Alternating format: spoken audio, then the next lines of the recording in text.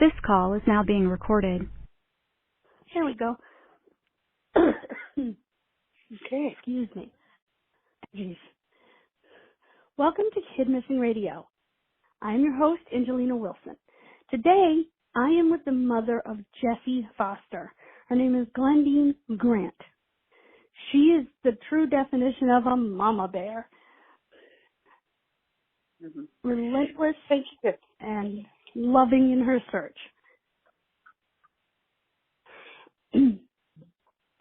Whoops. Thank you so much for having me, Angelina. You're very really welcome. And I'm sorry. I was going to say I'm really sorry that your first podcast that we did back on Blog Talk got deleted. Oh, I know. Oh, well, that just gives us an opportunity to have another one, another chance. So that's, worked out. Yep. But it is a sad thing when they take things down. Yeah. The 15th anniversary of Jessie's disappearance is coming up. Yes, on March 29th, Jessie will have been missing for 15 years. And, gosh, I can't even believe it's been that long. Time really does fly. It does fly, and it takes a bit of a toll on you, that's for sure. I can't even imagine. Now, you have two other daughters, right? I have three other daughters, one older sister of Jessie's and two younger. Yeah. Crystal is got the same dad as Jessie, and she lives in Calgary. And now Crystal and Jessie's dad just passed away last August. So unfortunately, right, I remember you telling me that. Right. And now she's dealing with all that out in Calgary by herself because with Jessie missing and the rest of us here in Kamloops, and of course, this is right in the middle of COVID that the poor man passed away. We did go out there once, but because we're in different provinces, there's definitely they're not allowing it, and it's for emergencies only. And right. No, things are getting better, obviously, and we will go back and see her again. But when we went out there last August, it was a very fast. What the heck is an emergency if somebody died? Isn't an emergency?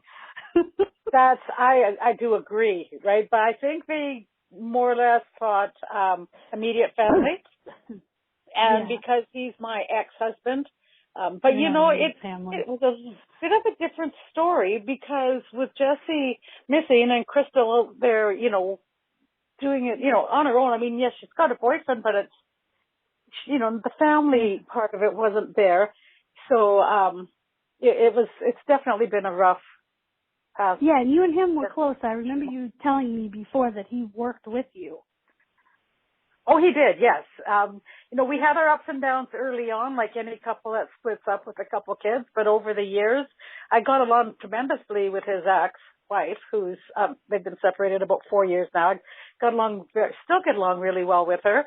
And it was just the normal things that a couple might argue about when they're not a couple and they have children. But the minute that Jessie went, there was nothing for us to have any disagreements about. He basically told the PI and anybody that would listen that I was a spokesperson for our families, and that was just the role that I took.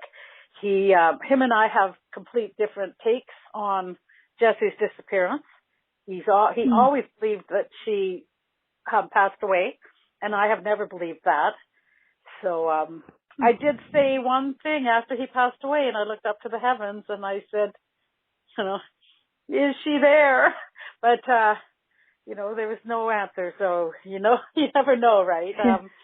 But yeah, either way, he now knows the answers. That's exactly what I said. We might not know yet, but he definitely knows now. And it was very hard on him. And that would be, I'm sure, part of the reason why, at 60 years old, the poor dear man died of a heart attack. There was just, the weight on him was just too great. And a broken heart. Very much brokenhearted. And then I'll finish about my other kids. I do have two younger daughters that live here in Kamloops. My husband's, their dad, my husband now, we've been together, over 30 years. And over 35 years, I guess. And it's hard when you keep track because we have our date that we met and our date that we started living together, and then we have our actual wedding date. So it's hard for me to remember how many years were we together. Yeah, because you got married. We did get married just a few years ago. Yeah, I remember that. Yeah, 2013. So it's definitely, it's coming up now in 8 years, which feels like a long time on its own. But like I say, we've been together much longer than that. Yeah, I know people like that. I know a couple that had 3 kids. He asked her to marry him numerous times. She wouldn't do it. She finally did it. They've been together for almost 40 years, but they've only been married for like 30, maybe. That's a sweet story. Yeah, I always had this a little response when people go, "Oh, you waited a long time to get married," and I'm like, "Yeah, I wanted my grandchildren to attend it, but that's just my little silliness." And they truly did. Funny. Every one of them were there. That's cool. But yeah, so that's my little family. I have 4 kids, and then my 2 younger kids have children, so I'm a grandmother 4 times over also. And I'm sure that they keep Auntie Jessie alive for them. Oh, goodness sakes, yes. Those kids know Auntie Jessie in their hearts just as well as they know their other aunties in person.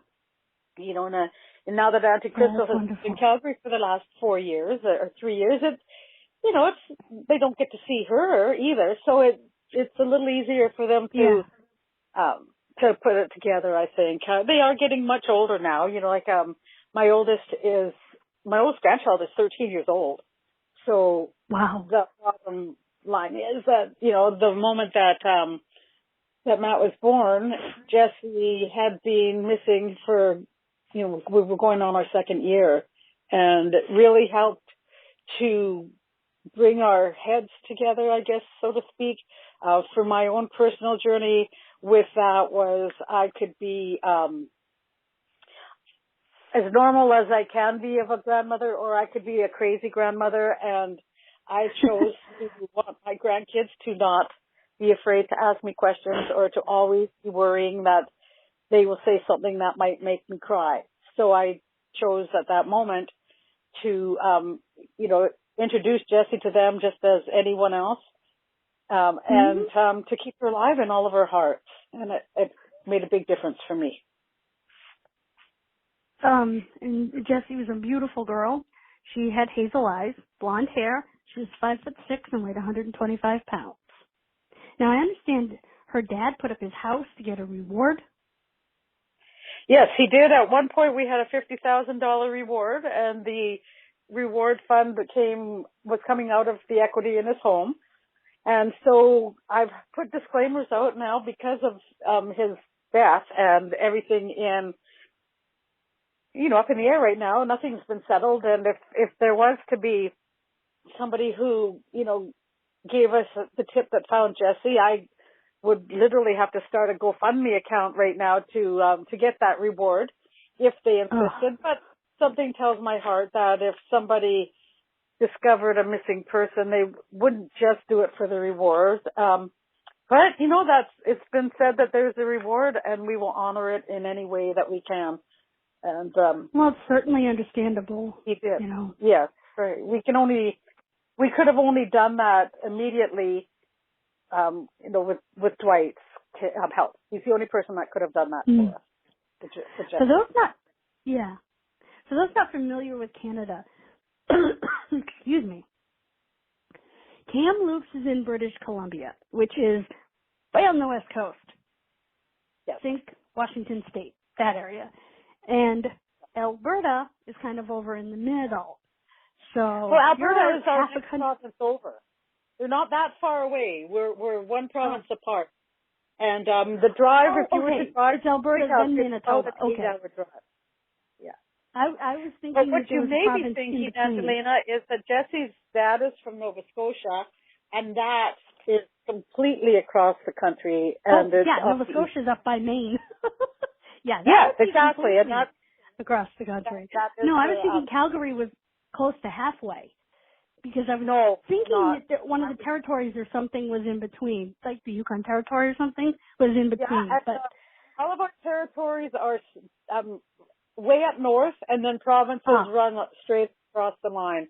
And we don't have any, right, it's like every Alberta, Manitoba. is one of our provinces all the way across till you get to the eastern provinces, because we don't have provinces north of our provinces. We have territories. Right. You have BC, Alberta, Manitoba, Ontario, Quebec. And then it goes BC, and it goes Alberta, Saskatchewan, Manitoba, Saskatchewan. Ontario, and then Quebec. And then all of our little eastern provinces, which are smaller, like Nova Scotia, Newfoundland, New Brunswick, right. Newfoundland last door, and I'm sure I missed one of them. But, so, we are... Prince Edward Island. We're a wide That's country, but we're small populated. Compared to your country, you guys probably have as many people in one large city as we do countrywide, to say the truth. That's true. Yeah. I don't know if people realize that or not. You're the second largest country to Russia land-wise. But population-wise, nowhere near. Not... no, not even close. When but Jessie actually went missing in the United States. I'm sorry, go ahead. Exactly. No, that's actually good to get us back on track. Jessie did. She was taken on a couple of trips down to the United States, and on the second trip, she was taken to Las Vegas, and she kept in touch with us from Las Vegas for 10 months. And in between the time of her getting there and going missing, she did come back to Kamloops and actually went to Calgary also one time, and that was Christmas of 2005. So after she got to Las Vegas in May of 2005, and then she came home in December of 2005, and in our opinions, we thought she was home. We didn't think she was just coming home for Christmas. We thought she was home. There was many phone calls to this person that she had been involved with down there, and most of them were arguments. So that led us to believe it was over, that she had no interest in going back to that kind of a relationship. And but what we didn't know then was that Jessie was a victim, and that wasn't an actual fiance. She thought it was, but he was a trafficker, and he had invested a lot in Jessie, and so he made her come home, and she left Kamloops 2:00 in the afternoon on Christmas Day, 2005, and we've never seen her again. And then March 29th, 2006, Jessie went missing, and it wasn't until after that we realized everything. Like I say, when she was here, I just thought she was breaking up with, a boyfriend that she, fought with constantly. They yelled and swore at each other, on every phone call. And Peter Todd. And Peter Todd's his name, exactly. That was the person that when Jessie was taken to Las Vegas, and the people that took her there, the person that took her there left, she was left in the clutches of a couple. And that couple then took her to Peter Todd, and that's where she was housed until she went missing. At one point, her jaw was broken. She was arrested twice and charged with solicitation of prostitution. And I do have a lot of opinions about that, but for the most part, what I believe is everybody assumes that she chose to go there, and everybody assumes that she chose to prostitute. But what I would like to know from everybody who thinks that is, who do you know that has to be beaten to do a job that they're choosing? So, contrary to what a lot of people have said, Jessie did not choose to do that. She did not choose to be taken to Las Vegas, nor did she choose to be a prostitute, and she did not go missing willingly. And those are things that there's nobody in this world, other than Jessie herself, that convinced me that I'm wrong about that. Yeah. No, I agree with you. Unfortunately, police have a hard time looking for people that are prostitutes. I think about, I can't remember her name now, but the girl from Long Island that they refused. Oh, Shannon. They refused and refused to look for Yes. her. When they found her, they still wouldn't accept that the serial killer killed her. Exactly, even though she was found amongst 11 other bodies. It's just ridiculous. Yeah. The police jumped to conclusions. They assumed that Jessie chose to go to their city and be a prostitute, so she got what she deserved. They assumed that Shannon had a mental breakdown and just chose to run the field, losing clothing along the way. But the thing is, what they should do is their jobs. They should be able to check their egos and their opinions at the door, and they should enter a crime scene with a blank slate. They should look at all the evidence. They should not be able to say, well, because she did this is probably what happened, or, because, in a case of a couple, well, they always, check out the husband first. That's great. Let's do eliminations, but let's not do accusations right out of the gate, because then it just takes, you don't get the proper support that you deserve, or that your victim, your daughter, your friend, deserves. And because the opinions and gosh, with the way the internet is these days, and with cancel culture so strong they are, it just takes one person to say something wrong and have everybody pounce on it, and the next thing you know, you've got no support for a person who has gone missing through no fault of their own. And I might add, going missing through no fault of their own includes even if somebody chooses to go and be a prostitute. It still isn't choosing to go missing. So no, there's still not choosing to be killed and left naked on the side of the road somewhere, which a lot of them have been. Police call prostitutes no humans involved, and that's just wrong. Yeah, it's they sad should be because taught better. I believe that I can't think of more than two reasons why anybody, man or woman, would prostitute themselves, and there will be little sub reasons, but the two real reasons are you are being forced to do it, or you have to do it because you have no way to pay your rent, your bills, feed your kids, or feed yourself. Now you might there is a third option. Choose to do it because you're a drug addict, and then but then you're still the drug is making you do it. Right. So I still don't look at that as a full-fledged choice. And I also look at it as, because I have a little bit of a different opinion of addicts. I don't look at addicts as, low-life scums and, they should have made a better choice. I look at them and say, what in the world happened to you in your life that you allowed yourself to make so many wrong choices that this is where you ended up? I don't think that I agree with that. Drug addict needs to be punished. I think they need to be rehabilitated through the drugs and get help, because a lot of people had very awful upbringings. Girls and boys were beaten, girls were raped, and boys were molested. Like, it's not everyone. A lot of addicts just made the wrong choice. They pick up that crack pipe once, and their perfect upbringing is shot all to heck because the drugs win. So I don't look at a drug addict feeding their habit as somebody just willy-nilly being a prostitute. I look at it as kind of halfway, like they have to do it so that they can support their habit, just like they have to pay their rent. And I also look at it as the drug is forcing them to do it, just like a pimp is. If the drug wasn't there, they wouldn't be doing it. And the drug is making them do it. If Jessie used any drugs?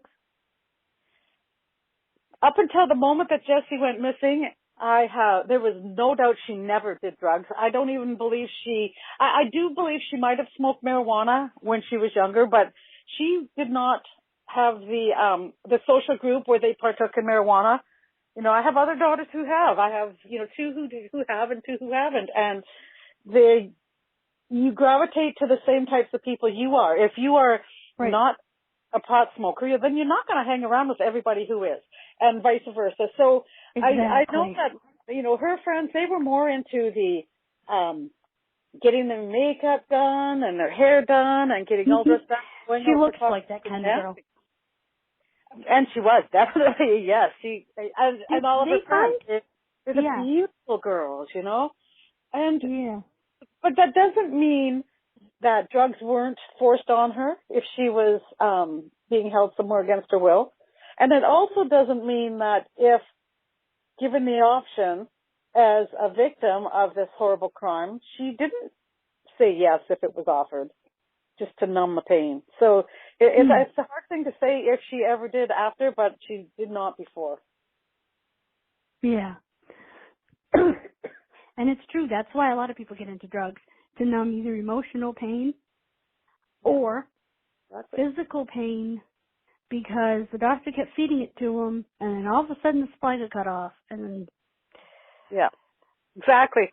That's another thing, too. I mean, and to be honest, you know, that Crystal and Jessie's dad went through a similar situation like that, where he got hurt at work and he was put on the drugs to numb the pain as much as they could, and then they're like, okay, time is it, now you're cut off, but he was still in a lot of pain, and he suffered greatly. And, you know, that's what, and you know, one of the reasons why he didn't work in the last decade or so of his life after Jessie went missing was because he had been so gravely injured on the job. And you could see it in people who have been given a painkiller, and just like anything, it doesn't matter what, it could be aspirin. One aspirin might work for a couple of times, but pretty soon you might need two. Mm. Same with the heart, until pretty soon you are taking so many and it's still not working. And then they cut you off. And now you're not only in pain, you're addicted. So it's a horrible, horrible cycle. Well, that's why I was terrible as far as that kind of medication goes. I swear I would only take 1 or 2 a month, because they gave it to me because I need a hip replacement. And that is just agonizing pain. But I would only take it like once or twice a month, and I would have a whole bottle left after it was expired and had to drop it off at the police station. But they stopped giving it to me, and they knew I wasn't abusing it. In fact, I went to the hospital with an infection in my mouth. And instead of giving me something for the pain until the antibiotics kicked in, they gave me pamphlets for drug rehab. Really? Oh, isn't that silly? Look at my chart. Right. And no, I hear you. Pancreatitis, I wouldn't even take those drugs from you. My girlfriend and I are just looking at each other like, okay. That's another thing that, same type of situation where the police automatically assume that the person has deserved to go missing. If somebody is assuming that someone else is a specific way without knowing anything, I mean, we just have to stop judging people. There was a time when, you know, women who were prostitutes on the street corners, and we would see them, they were ridiculed and made fun of.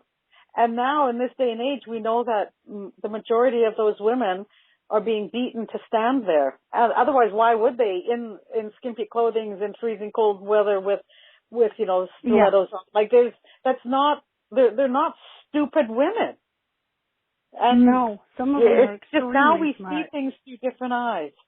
Yeah, and it's a sad case to see that as a society, many people have come to where they understand that.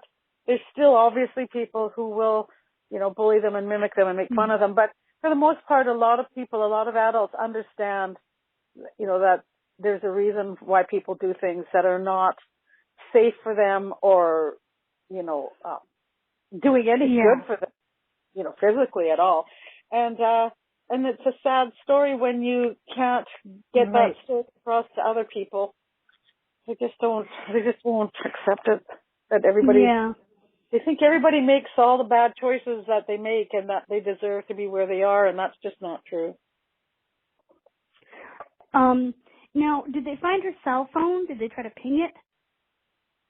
None of that was ever done. Her phone was never found, and everything that Jessie had went missing when Jessie went missing, except for her hair dryer, triple barrel curling iron, and all of her toiletries and makeup stuff. So there was nothing. There wasn't any running shoes. There was no clothing, nothing. It's and weird that her beauty stuff would be left behind, considering what you said. But it actually isn't weird at all. It was one of in my opinion, it was the first greatest clue that told me she was taken, because if she had left on her own, she would have taken those things. Right. Like I said, that she took all of her shoes were missing, all of her everything.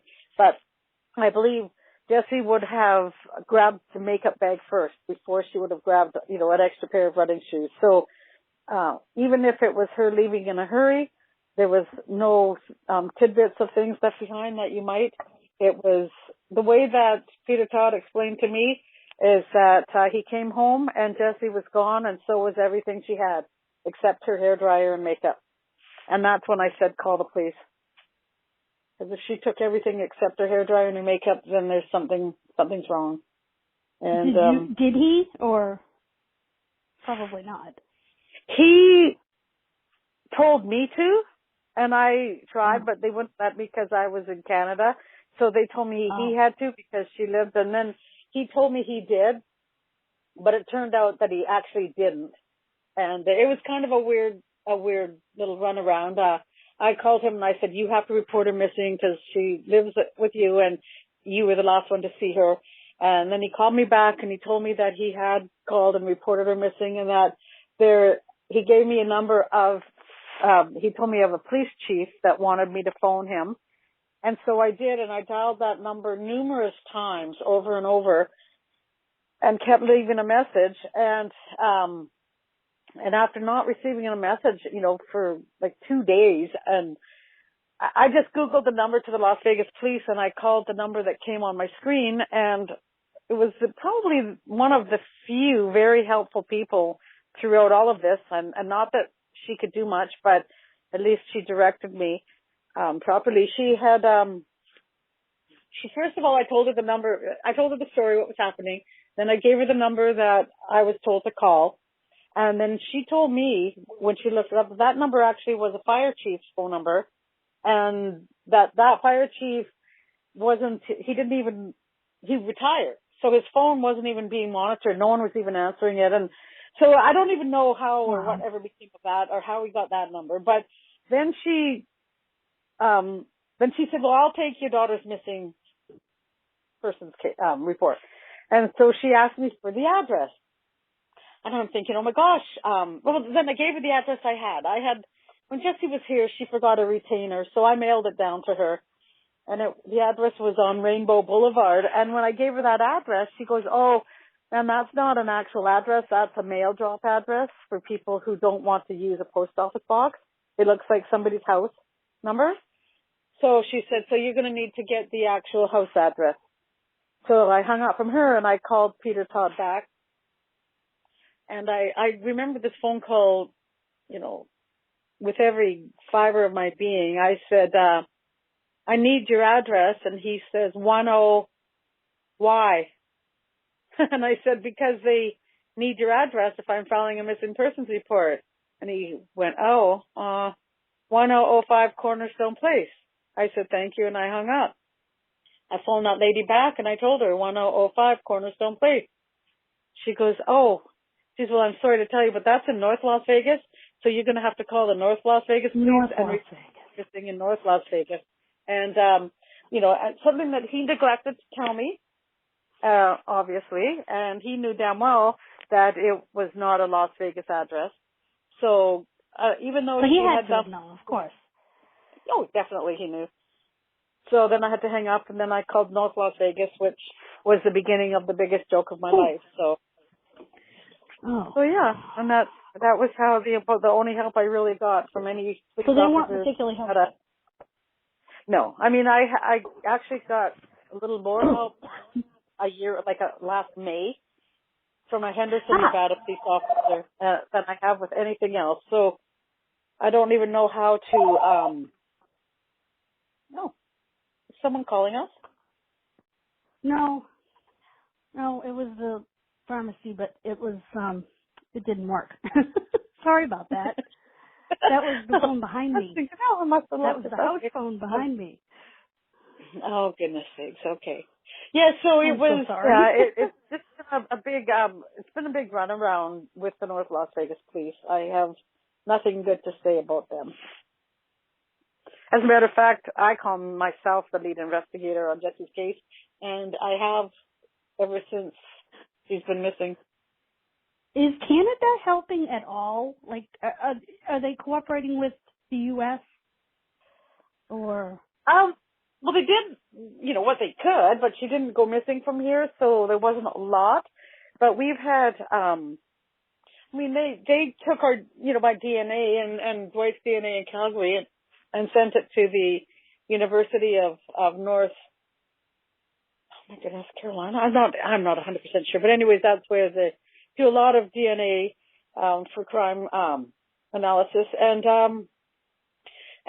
but as far as moral support and stuff, I would say not really. I mean, Crime Stoppers here in Kamloops was phenomenal. I actually worked with them, giving speeches all over the interior of BC and all the high schools and even some junior high and a couple of elementary schools, that had issues happen where the kids became aware of human trafficking at younger ages and needed to be explained so that they didn't, take it. Right, kids can take things that. in a way and they can internalize it and they can turn them into just be so fearful of things or anything. It doesn't necessarily, yes, it's a bad thing, but they have to learn to figure it out, I guess.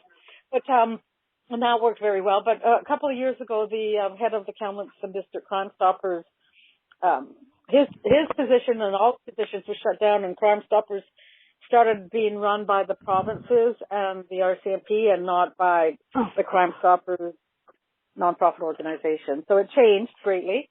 And, and I did see many times when we had our initial website and we could check IP addresses, we did see the IP addresses of the police RCMP head office in Ottawa. We're kind of tracking to see what was going on with the case. But they weren't doing it through calling us. They were doing it through our website and just reading updates. So, but right. if you just look for the good and everything, at least it was better than nothing. Right. And your website is jessiefoster.blogspot.com, right? That is my blog, but I have, for the last several years, just been using Facebook, for several things. I have my Glendene Grant Facebook page. I have my Missing Jessie Foster Facebook page. And then 11 years ago, I started Mothers Against Trafficking Humans. So it's Right. Trafficking Humans. And those are all on Facebook. As far as the blog, it hasn't been updated, but, if I'm honest, there hasn't been a lot to update. The news is always the same, and she's still missing and hasn't been found, and a lot of people are supporting us. But what it does have is everything from the beginning. We've got all of our news articles, every update that we had back in the past, and everything. So it's definitely. I'll add both links to the show for sure, and I'll add the math link too. Yes, math, and then Missing Jessie Foster. Like Missing Jessie is one word. Foster is the second. Yeah. So, and that was from back when it was a page, like a personal profile page. But at some point, Facebook had me separated into a page and not a profile. So we had to make Missing Jessie one word. So it's a little awkward, but you'll still find it. So yes. Now, I know that part of the reason that the thing that alarmed you guys, my understanding is one of her sisters was having a wedding reception and she didn't come home. And that set off the alarm. That's part of it. Yeah, no, that's part of it. But the actual thing was, when Jessie, at the time that Jessie went missing, excuse me, her dad, stepmom, and two stepsisters and family were in Mexico. The oldest stepsister was getting married. And they were going to hold the wedding reception in Calgary when they got back. And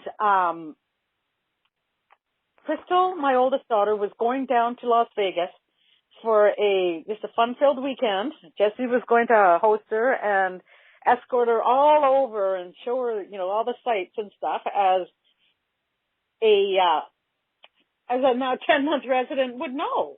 She'd been living there for some time and she knew her way around Las Vegas. So they'd been planning that for a couple of weeks. And then when Crystal's visit was over, Crystal and Jessie were going to come back together. And then they were going to take Jessie's car. Now, Jessie's car had been parked in our yard the whole time she'd been gone. Mm-hmm. And a few days before Jessie went missing, actually, I should say a few days after Jessie went missing, we got some mail for her. Yes, I did open it. It was from her insurance company, and it was for a 1-month insurance tag for her car for when she came back with Crystal. And it literally cost her almost $200 just for 1 month of insurance. And ouch. That explained that that's a lot of money, especially 15 years ago. And so what happened was, so what happened was she ended up going missing before Crystal went there. And the only thing that, I mean, if you add things up in your head, you know that they weren't going to let her leave a second time. The first time she left, they fought on the phone for the whole time she was here. And, who only knows her to go back. He did. But I think that they knew that she was strong enough now that they weren't going to get her back if she got away a second time. And they disappeared her before her sister was coming down. And then that would, then what? Then she'd have to get on that plane with Crystal and come back to Canada, and then she'd never go back. So what you mentioned about the wedding reception was correct, but not that she just didn't show up to it, and that's what it was. But what did happen was Crystal did end up going, and everybody had it, but it was quite a bit more somber than it could have been, I'm sure. Yeah. It's not like everything focused on Jessie's disappearance. It was the wedding reception, and everybody really enjoyed themselves. But, there was the moment where, it would have been noticeable that, she's got 2 stepsisters and one of them wasn't there, One newspaper did blow it under proportion and say, utter gloom at wedding reception or something like that. And, that wasn't true. It wasn't, and to tell you the truth, probably because I believe Jessie's not dead, and I'm saddened that she's missing, but we have managed to be able to kind of pick up the pieces that were left and, carry on. It might have been a slow go at first. But traffickers do move people. They do. They move people, but I'm talking about us as a family having to learn how to deal with her being missing. I mean, we had obviously there's 2 options. One is live in total despair and have no semblance of a life after, or the other one is to pick up your pieces and carry on as well as you can. And I had a couple of things I had to worry about, and one was my other daughters and then my grandchildren as they started being born. And so I decided to take charge of Jessie's case, not just as the spokesperson to the case, but unless I needed them to look at a picture because somebody thought this looked like Jessie, or unless I needed to run things by them, I didn't fill them in on a daily basis, and I didn't chit-chat with them about every little thing that came my way. They were young, and they were starting to have children and getting married and, living their lives barely into their 20s. Jessie went missing. My youngest daughter was 16. My second youngest daughter was 18. Jessie was 21 and Crystal was 22. So they were all very young women. And so I really wanted them to, I guess also me. I really didn't want me to lose 4 daughters. I wanted at least my 3 daughters to carry on, be happy and healthy and good mothers and good employees and good friends to everybody, good sisters to each other. And we have managed to do that. We're very close, almost too close.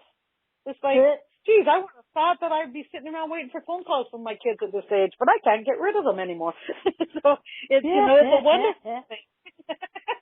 Well, you know, I'll tell you the intimate details of our life in Kamloops. Like I say, Crystal and her boyfriend Aaron, they live in Calgary. They live in Dwight's house.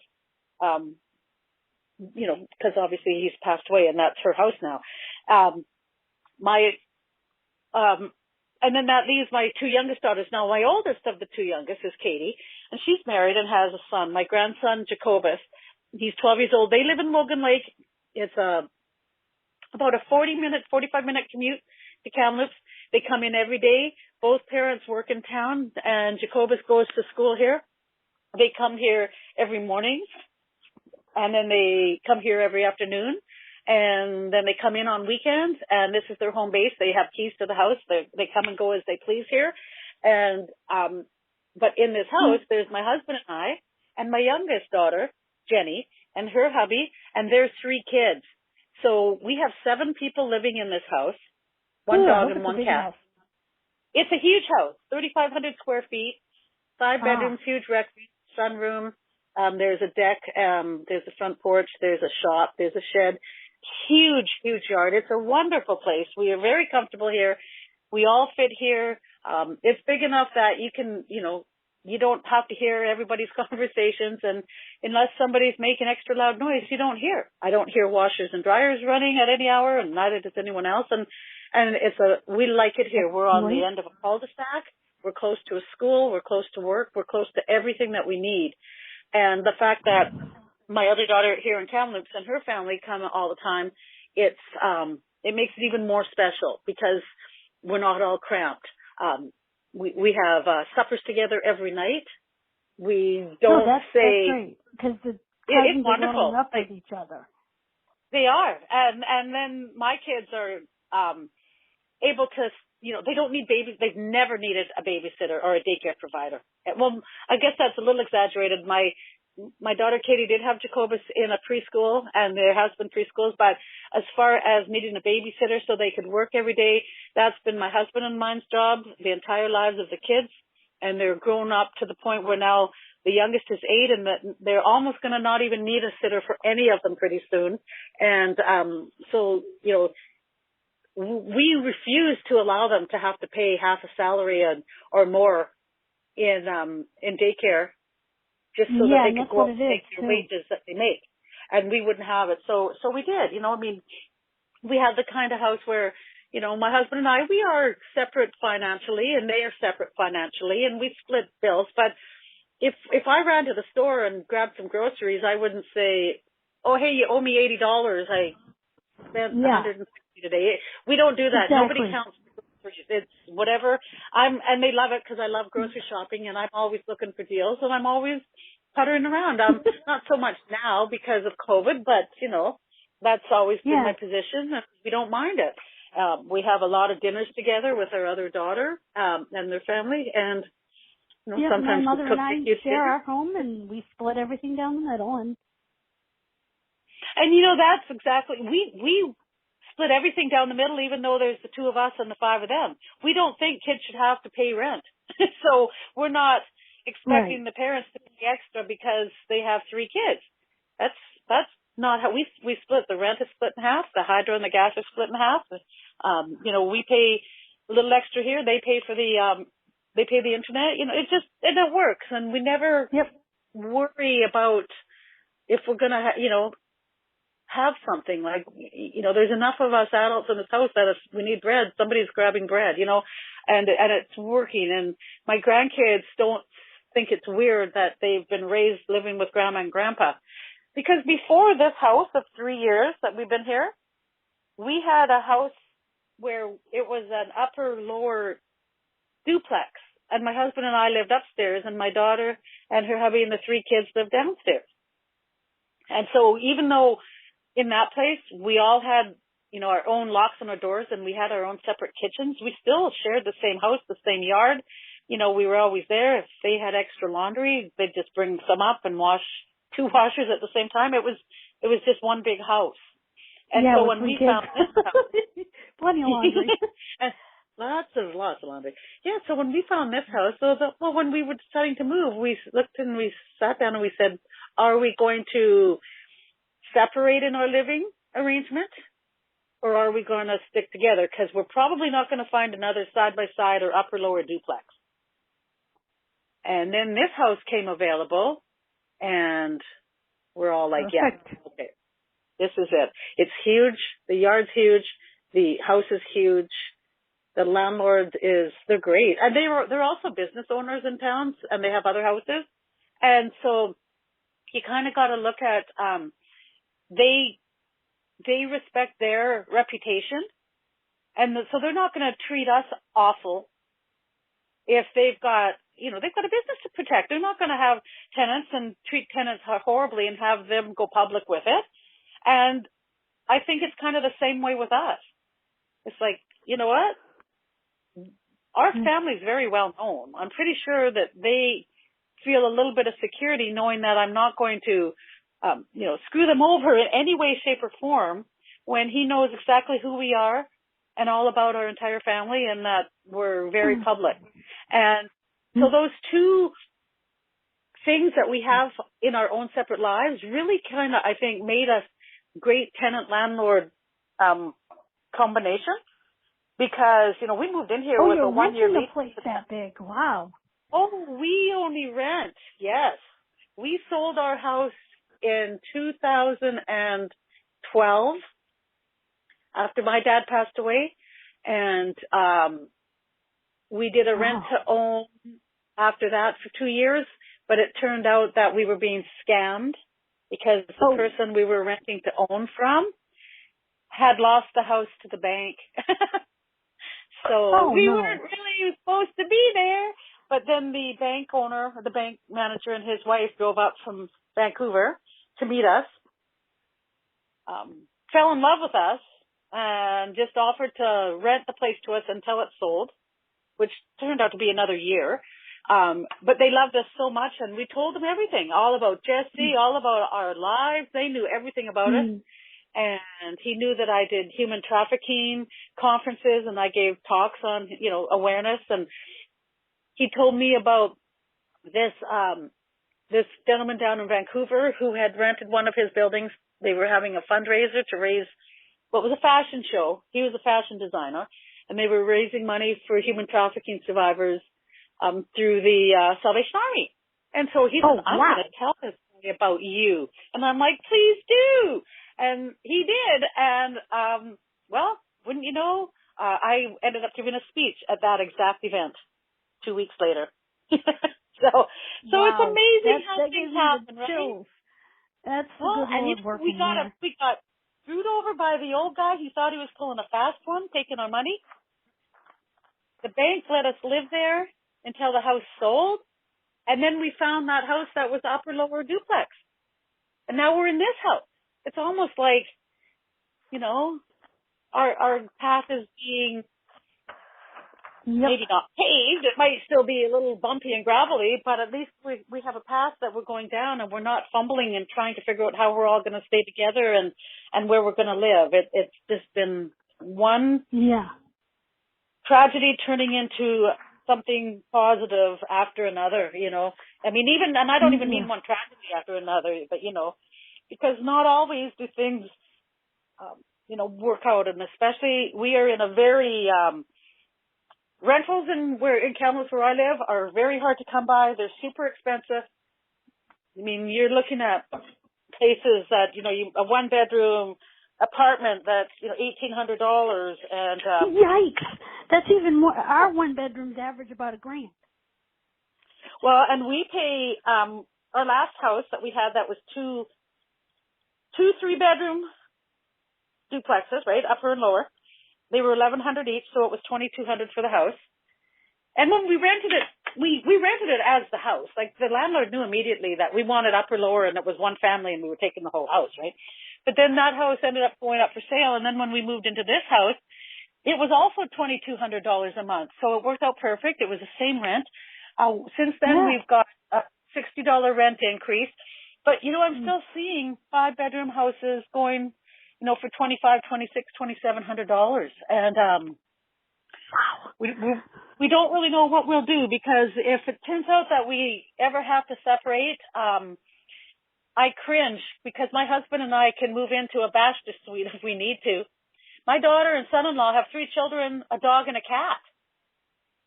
Yeah. What are they going to do? A lot of places Where don't are they going to take, afford a place? especially where are they cats. gonna, I right? have discovered that more places will take dogs than will take cats. Yeah. And that's just it. And that's just how it is. And you know what? And, well, you know, there were ups and downs in the beginning, but the bottom line is we're family. We've got enough of a tragedy that's kind of hanging over us that we don't need to have every other little thing be a pain in the butt. So, no, I understand that. Really well with my sons-in-laws. My daughters and I are close. They phone me every minute of the day sometimes, or so it seems.